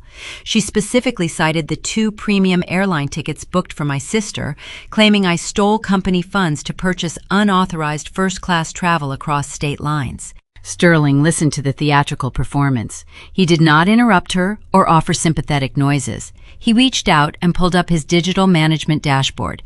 He clicked on my personnel file. He scrolled past my stellar performance reviews and opened the compensation tab. He reviewed the specific line item detailing my quarterly bonus structure. The executive board had officially authorized a discretionary allocation of frequent flyer miles as a direct reward for my performance on the Pacific route. I had earned those miles through grueling negotiations and late nights. I possessed full authorization to distribute them however I saw fit. Brenda paused her monologue, waiting for the expected gasp of corporate shock. She waited for the chief executive to assure her that a formal investigation would commence immediately. Sterling leaned back in his ergonomic leather chair. He looked at the spreadsheet displaying the immense revenue I generated for his company over the last 4 fiscal quarters. He calculated the true value of his top logistics director against the frantic, unverified accusations of a weeping stranger on the telephone. The math was incredibly simple. He pressed the mute button on his headset for a brief second to clear his throat. He restored the audio connection. He informed Brenda that Apex Freight Logistics takes all allegations of asset mismanagement very seriously. His voice was smooth, professional, and entirely devoid of empathy. He thanked her for bringing the matter to his attention. He stated he would forward the information to the appropriate internal department for an immediate review. Brenda let out a soft, rehearsed sigh of relief. She thanked him profusely, adding a final, fabricated tear to her vocal delivery. She disconnected the call, feeling a rush of triumphant adrenaline. She believed she had just planted the seed of my professional destruction. She walked over to the kitchen sink, poured a glass of cold water, and drank it down. She felt secure. She had outsmarted the arrogant stepdaughter. Back in Phoenix, David Sterling ended the call. He did not contact Human Resources. He did not suspend my credentials or lock my access cards. He clicked a few buttons on his interface, saving the audio file of the entire conversation. He highlighted Brenda's phone number in the caller identification log. He forwarded the digital record to the corporate security division, flagging the number as a hostile external contact. He requested a permanent block on all future incoming calls from that specific device to any phone line within the building. Then he opened a new email draft. He attached the audio file. He typed my email address into the recipient bar. He added a brief subject line noting a bizarre interaction with a relative. He hit send. He closed the window and returned to reviewing his quarterly profit margins, dismissing Brenda from his mind entirely. I was sitting in a local coffee shop down the street from my office, reviewing a rough draft for a new domestic shipping contract. My phone chimed with an incoming corporate email. I opened the message from my chief executive officer. I tapped the audio attachment. Brenda's fragile, trembling voice played through my wireless earbuds. I listened to her spin a complex web of lies, accusing me of theft and mental instability. I listened to her try to burn my career to the ground, just to save her own unearned luxury. A faint smile touched the corners of my mouth. Her nuclear strike had failed to even leave a scratch on my armor. The corporate machinery I commanded was a fortress built on verifiable data and revenue generation. It was impenetrable to the emotional manipulation she used to control my father. I saved the audio file to my secure personal server. It was another flawless piece of evidence, another brick in the wall I was building between myself and their toxic entitlement. I took a sip of my dark roast coffee, enjoying the bitter, rich flavor. The morning sun warmed my face through the cafe window. Meanwhile, inside the quiet Prescott cabin, Brenda's fleeting sense of victory evaporated into thin air. Her phone vibrated against the granite island. The caller identification displayed Harper's name. Brenda answered with a cheerful greeting, eager to share the news of her successful corporate sabotage. Harper's voice pierced the speaker, shrill and frantic. She was standing in the freezing parking lot of a cheap motel in Flagstaff. She was not calling to exchange pleasantries. She told her mother that Jake's bank accounts were frozen due to a suspected federal security breach. The motel manager was demanding payment for another night, and all of their premium credit cards were declining. Harper demanded Brenda wire them emergency cash immediately so they could book new flights home to Los Angeles. Brenda felt the cold knot of panic return to her stomach. Harper was asking for the family emergency fund. This was the exact reserve account Richard bragged about managing. It was the fund Brenda had secretly drained 3 months prior to cover the overdue lease payments on her luxury SUV. She stared at the shattered coffee mug on the floor, realizing the true crisis had just arrived. The morning sun rising over the Flagstaff pines offered bright light but zero actual warmth. The temperature hovered near freezing. Harper stood on the cracked asphalt parking lot of a budget roadside motel, pulling her designer wool coat tightly around her shoulders. The pristine fabric looked absurd against the backdrop of peeling exterior paint and flickering neon vacancy signs. For her entire life, my younger sister had existed inside a carefully curated bubble of unearned luxury. She was the golden child, shielded from consequence and insulated from financial reality. That bubble was currently deflating on the frozen pavement. A few feet away, Jake paced near the bumper of their rented minivan. He held his smartphone pressed hard against his ear, listening to the agonizingly slow hold music of a federal banking fraud division.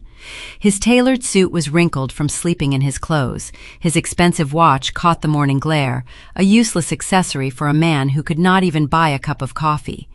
The motel manager had knocked on their door 10 minutes earlier, demanding a valid credit card for a second night.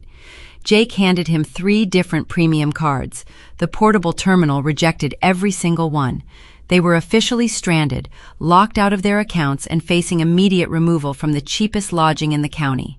Harper knew she could not rely on her husband to rescue her. She needed a savior with liquid capital. She needed my father. She took a deep, shuddering breath, practicing the physical mechanics of a severe panic attack. Since childhood, Harper understood that vulnerability was her most valuable currency. Whenever she desired an expensive item or needed to escape accountability, she manufactured a crisis. She would hyperventilate, clutch her chest, and weep until Richard opened his wallet to soothe her manufactured trauma. She pulled up his contact profile and dialed the number. Richard was driving south on Interstate 17, fleeing the disastrous encounter with the sheriff and his siblings. He gripped the steering wheel, his eyes red and exhausted. When the phone rang, he answered on the vehicle Bluetooth system. Harper did not say hello. She unleashed a torrent of ragged, gasping sobs. She told him her chest felt tight and she could not breathe. She painted a picture of absolute destitution, describing the foul smell of the motel room and the humiliation of the declining credit cards. She claimed the stress of my actions had pushed her to the brink of a medical emergency. She demanded he fix the situation. She insisted he book her a 5-star recovery suite at a luxury resort down in Scottsdale. She explicitly invoked the family emergency fund, reminding him of the sacred financial reserve he always bragged about keeping for dire situations. Richard listened to his favorite daughter weep through the car speakers. Despite the eviction notice looming over his head and the humiliating audit conducted by Aunt Diane, his patriarchal ego flared back to life. He saw an opportunity to redeem his status. If he could swoop in and purchase a premium resort suite, he could prove he was still the wealthy provider. He told Harper to take deep breaths. He promised he would handle the reservations immediately and wire enough cash to cover their meals for the week. He instructed her to hold the line while he accessed his accounts. He pulled the leased luxury SUV onto the gravel shoulder of the highway. He shifted the transmission into park. He picked up his smartphone and opened his primary banking application. The interface prompted a biometric scan. The screen transitioned to a blue loading circle. Richard smiled, anticipating the comfort of a 5-figure balance. He had meticulously hoarded that specific emergency fund, demanding regular deposits from his own paycheck, while ignoring other vital household bills. The dashboard loaded. The bold black numbers materialized on the high-definition screen. The available balance was $14.22. Richard stared at the glowing digits. His brain refused to process the information. He closed the application and reopened it, assuming a network error or a visual glitch. The biometric scan cleared. The dashboard loaded again. $14.22. A cold, heavy dread settled into the pit of his stomach. He tapped the screen, navigating to the detailed transaction ledger. He scrolled past the insignificant daily charges, searching for the massive withdrawal that had emptied his safety net. He found a distinct, recurring pattern. For the past 6 months, scheduled electronic transfers had systematically drained the account. Each deduction was routed to a premium auto finance group. The amounts matched the exact monthly lease payment for the luxury SUV Brenda drove to her country club luncheons.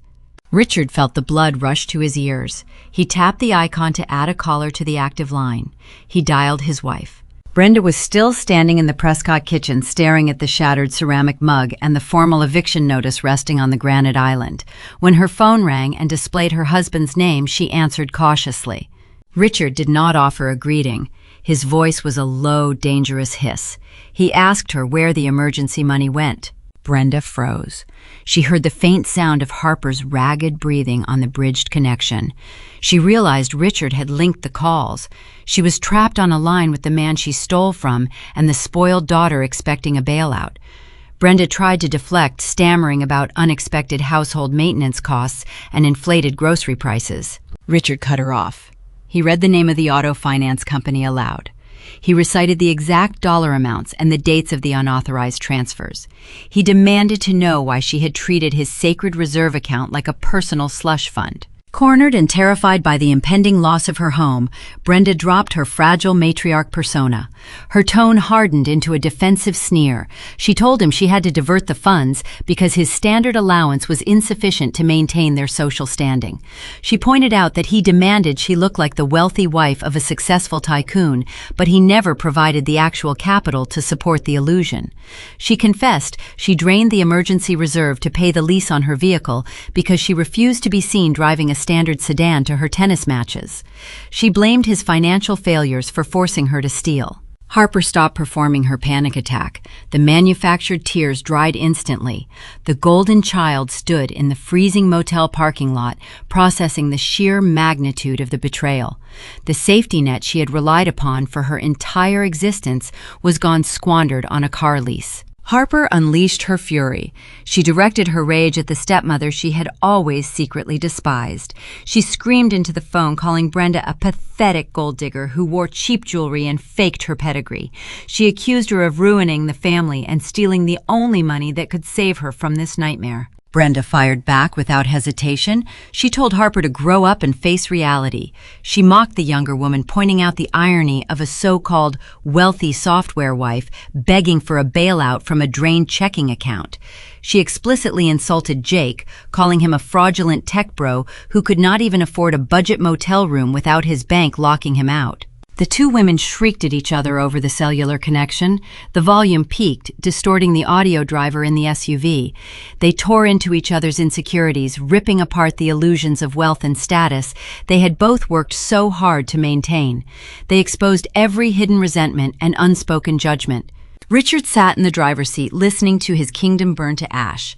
He possessed zero authority to stop the argument. He had no money to silence them and no leverage to enforce his will. He was a broke man sitting on the shoulder of a desert highway, listening to the two women he spoiled tear each other apart over a $14 bank balance. He reached forward and pressed the red disconnect button on the touchscreen. The cabin plunged into a sudden, suffocating silence. In Flagstaff, the call dropped.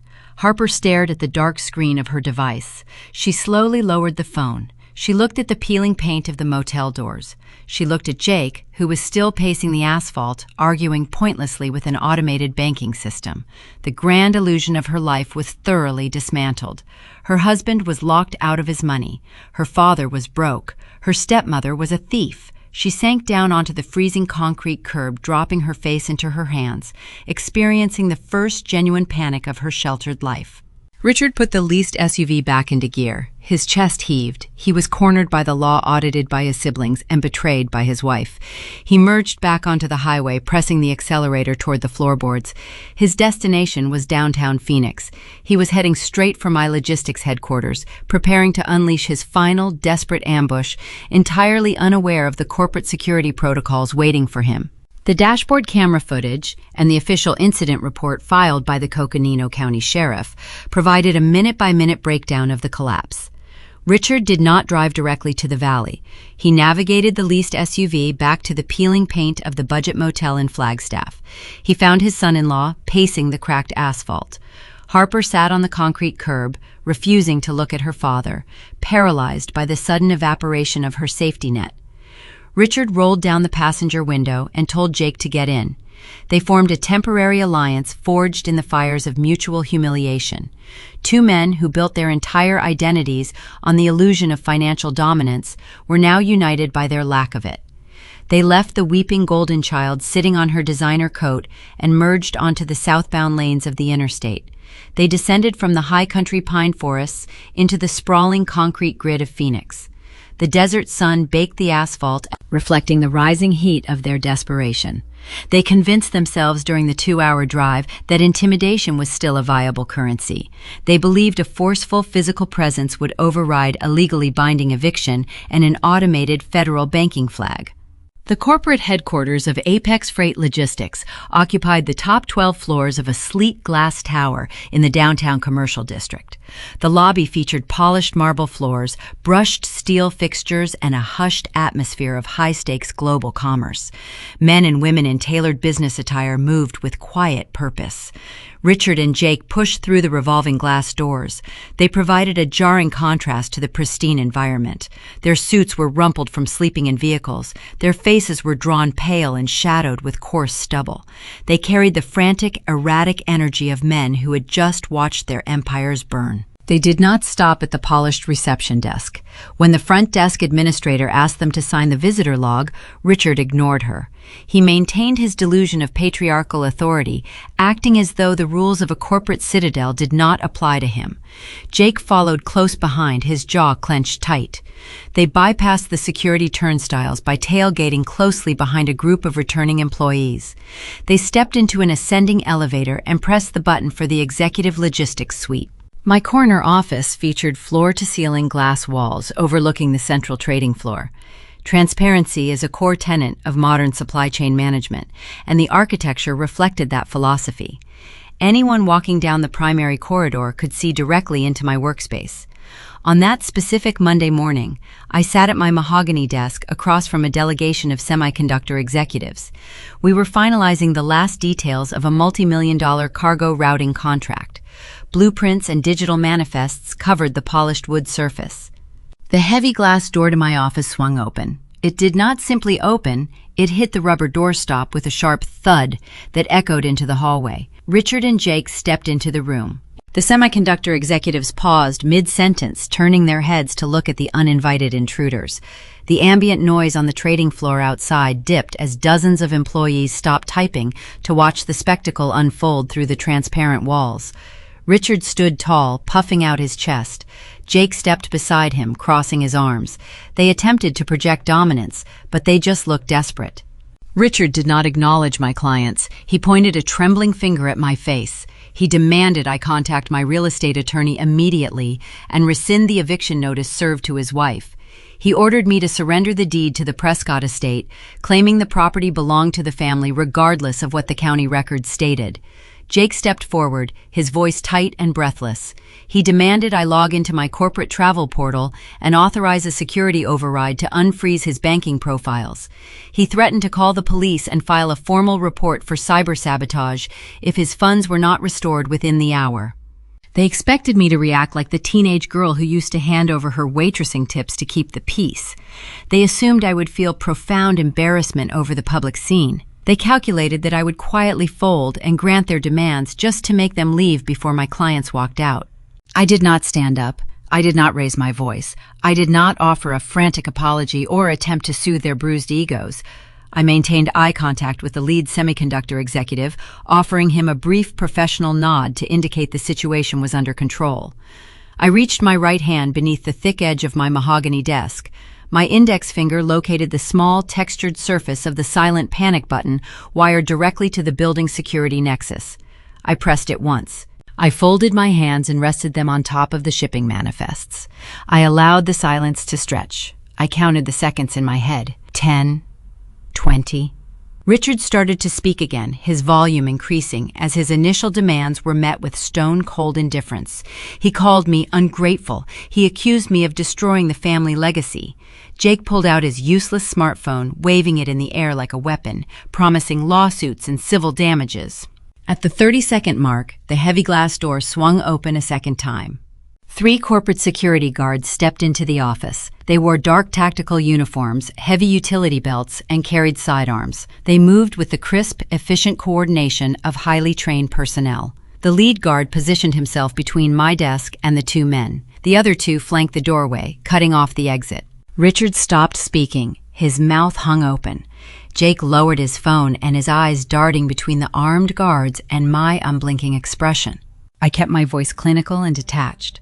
I addressed the lead guard by his first name.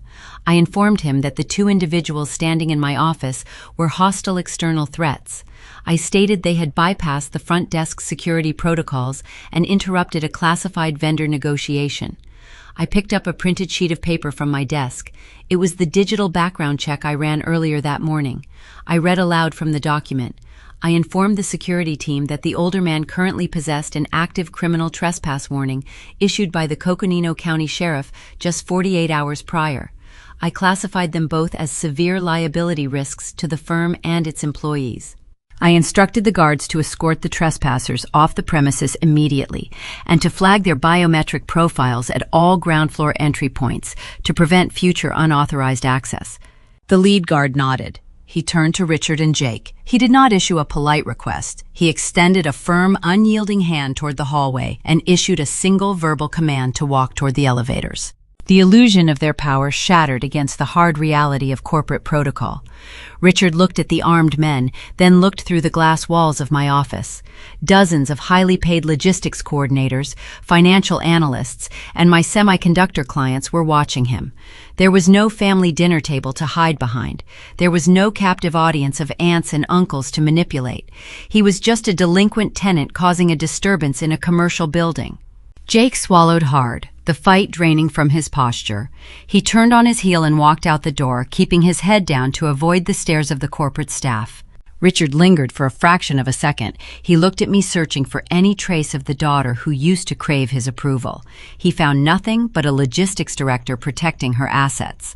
The guard stepped closer, his hand resting near his radio. Richard finally surrendered. He dropped his shoulders, turned around, and began the long walk of shame. The guards marched them down the central corridor. They paraded the former patriarch and the tech bro, past the trading floor, into the glass elevator, and out through the marble lobby. They were physically removed from the premises and deposited onto the blazing Phoenix sidewalk. They possessed no leverage, no transportation funds, and nowhere left to run. I apologized to my clients for the brief interruption, smoothed the shipping blueprints on my desk, and resumed the meeting without missing a single beat. My professional life remained untouched, but while I secured new supply chain contracts, Aunt Diane was busy organizing a different kind of meeting in Sedona. She had gathered the entire extended family, and they were preparing to deliver the final reckoning Richard had spent his entire life trying to avoid. The sun had long since dipped below the Camelback Mountain horizon, plunging my Arcadia neighborhood into a quiet, manicured darkness. I stood in my kitchen running a damp cloth over the cool quartzite surface of the central island. My home was a mid-century modern build, purchased outright 3 years ago. It possessed no sweeping staircases or vaulted timber ceilings. It offered something far more valuable. It offered absolute security. The digital security panel mounted on the wall glowed with a soft green indicator, confirming the perimeter was locked. My smartphone sat silently on the counter. The chaotic group chats and frantic phone calls had finally ceased. The corporate machinery had done its job. The heavy brass knocker on my front door sounded twice. The strikes were weak, lacking rhythm. I glanced at the high-definition security monitor mounted above the thermostat. A lone figure stood on my front porch under the amber glow of the entryway light. It was Richard. He did not look like the confident patriarch who had driven up the Flagstaff Mountain just 48 hours prior. He looked like a hollow shell. His tailored suit jacket was draped over one arm, the fabric wrinkled and stained with spilled coffee. His tie was pulled loose. His posture sagged, curving his spine forward, as if he were carrying a physical weight across his shoulders. He had nowhere else to run. The corporate security guards had ejected him from my office building, and the rest of his kingdom had subsequently collapsed. I opened the front door. The warm, desert night air drifted into the foyer.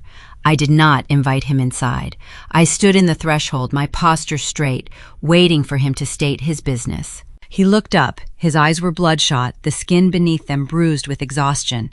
He asked if he could step into the kitchen for just 5 minutes. He promised he would not raise his voice. He offered a fragile, trembling tone, attempting to invoke the dynamic of a father seeking shelter with his child. I stepped aside, leaving the door cracked open to signal the brevity of his visit.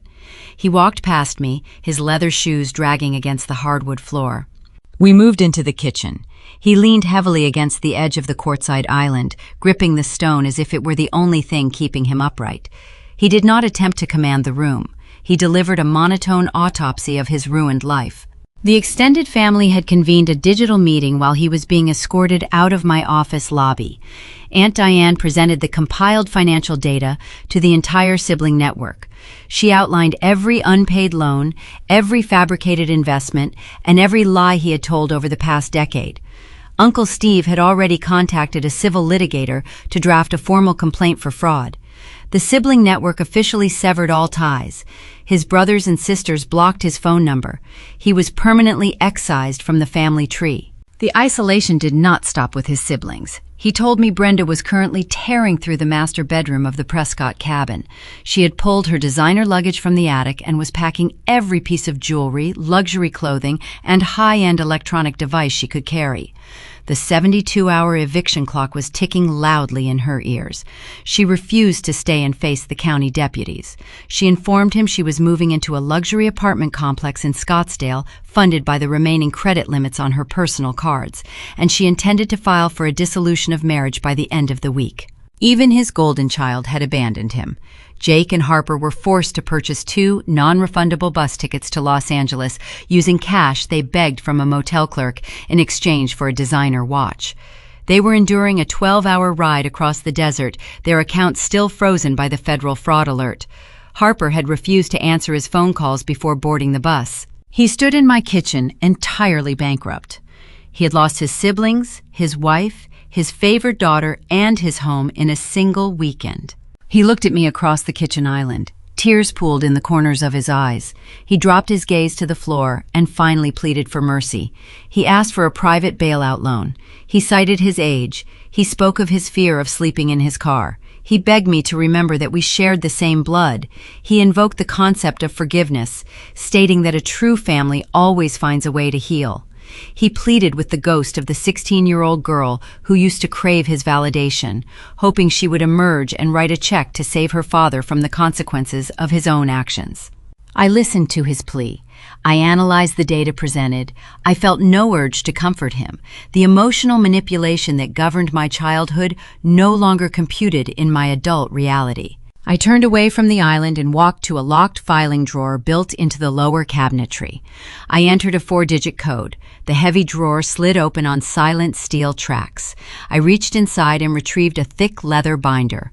I carried it back to the counter and placed it directly in front of him. He stared at the dark leather cover, his brow furrowed in confusion. I opened the binder. Inside, thick archival pages held spreadsheets, printed banking receipts, and scanned copies of cleared checks.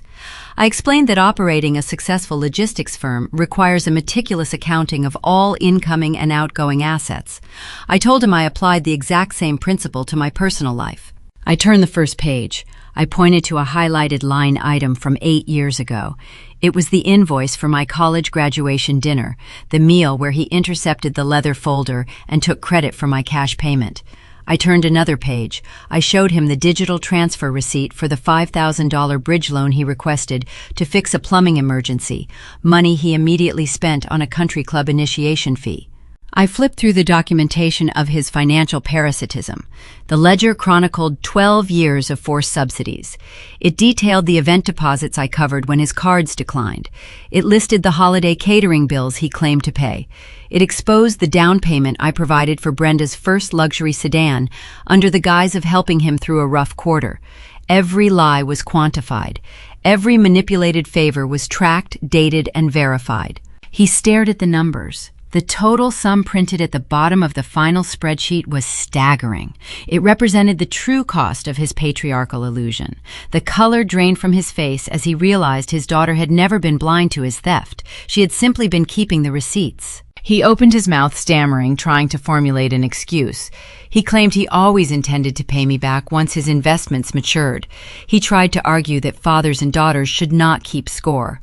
I did not debate his hollow philosophy. I reached into the pocket of my blazer and retrieved my personal checkbook. I set it on top of the open ledger. I pulled a silver pen from the holder on the counter. I clicked the top. The mechanical sound was sharp in the quiet kitchen. I uncapped the pen. I filled out the current date. I wrote his full legal name on the payee line. Then I moved to the numerical box. I drew a single precise circle, a 0. I spelled the word out on the legal tender line, $0.00. I moved my pen to the memo section at the bottom left corner of the paper slip. My hand remained perfectly steady. I thought about the faded linoleum in his old house. I thought about the envelope of crumpled singles and fives I had earned carrying heavy trays to angry diner patrons. I thought about the sneer on his face when he pocketed my waitressing tips while handing Harper the keys to a new car. I wrote 2 words on the memo line: August rent. I tore the check from the binding. The perforated paper gave way with a crisp tear. I placed my index finger on the center of the paper and slid it slowly across the smooth quartzite surface.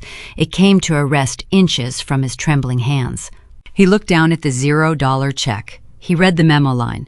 The memory struck him, shattering the last remaining fragment of his defense.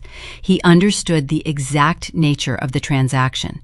He realized he was standing in front of the young girl he had extorted, and she was closing the account permanently. I looked him directly in the eyes. My vocal tone held no anger, no sorrow, and no hesitation. It was the voice of a professional finalizing a terminated contract.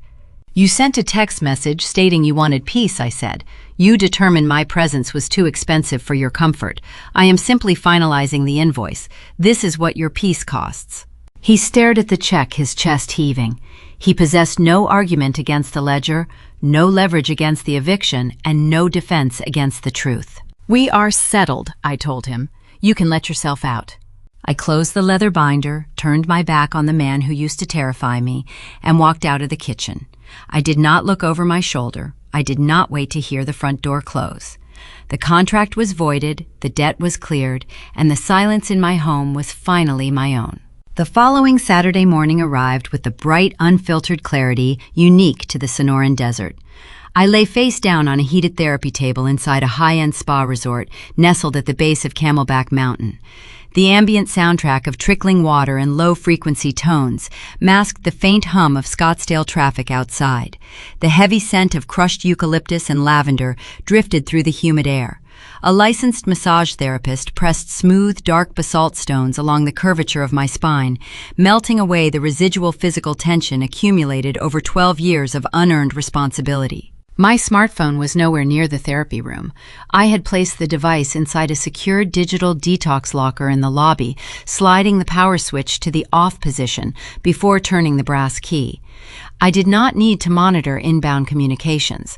The logistical operations I had initiated earlier in the week were executing themselves with flawless precision. The statutory 72-hour window for the Prescott eviction had expired on Thursday morning. The machinery of state housing law does not offer extensions for bruised egos. At precisely 8 o'clock, 2 marked Yavapai County Sheriff cruisers turned onto the long gravel driveway of the Mountain Estate. The deputies did not arrive to negotiate. They arrived to enforce a court-ordered writ of restitution. Richard stood on the front porch wearing a rumpled dress shirt, watching the flashing lights reflect against the custom timber beams of the home he once used to rule our family.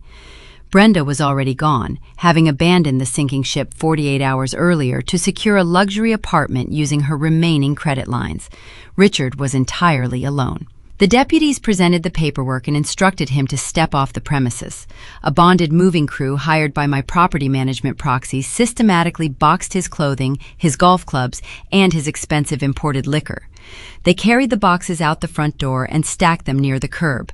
By Friday afternoon, Richard signed a 12-month lease for a cramped ground-floor apartment in a densely populated Phoenix suburb, bordered by a noisy commercial freeway. The unit featured outdated appliances, thin walls, and the lingering scent of stale cigarette smoke in the shared corridor.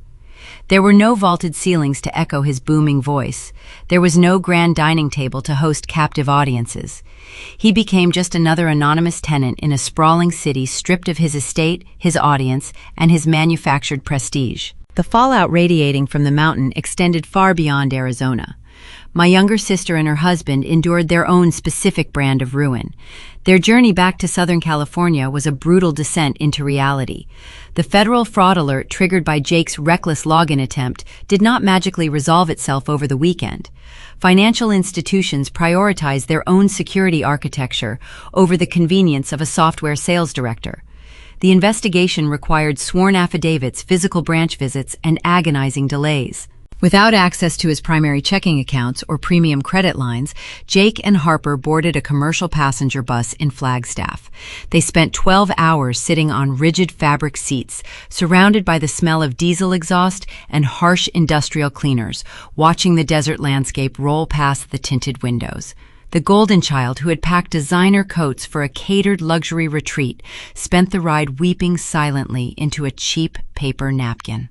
The financial strain fractured the foundation of their marriage. When they finally returned to their leased Los Angeles condominium, the arguments began. The shouting echoed through their modern living space. Jake blamed Harper for her demanding lifestyle. Harper blamed Jake for his fraudulent wealth. The tech sector executive who loved to flash a titanium card was reduced to calling his human resources department, begging for a temporary payroll advance to buy groceries. Harper, realizing her husband was merely a younger reflection of her broke father, opened an online consignment account. She spent her Friday photographing her luxury handbags and unworn designer shoes, selling them at a fraction of their retail value just to keep their utility bills current. The protective bubble of unearned privilege popped, leaving them exposed to the harsh, unforgiving mechanics of adult consequence. While the toxic elements of my bloodline fractured, the healthy components quietly reorganized. Aunt Diane took decisive action following the brutal diner parking lot audit. She compiled the digital ledgers, the text message screenshots, and the verified loan defaults into a single chronological document. She distributed the file to every aunt, uncle, and adult cousin. She eliminated the reliance on hearsay. She provided the data. On Friday evening, a delivery courier arrived at my front door, holding a sprawling arrangement of white orchids and desert succulents. I accepted the heavy glass vase and found a thick envelope tucked between the green stems. Inside rested a handwritten card signed by Diane, Uncle Steve, and 24 other relatives. The text was brief and profoundly validating. They apologized for their collective blindness.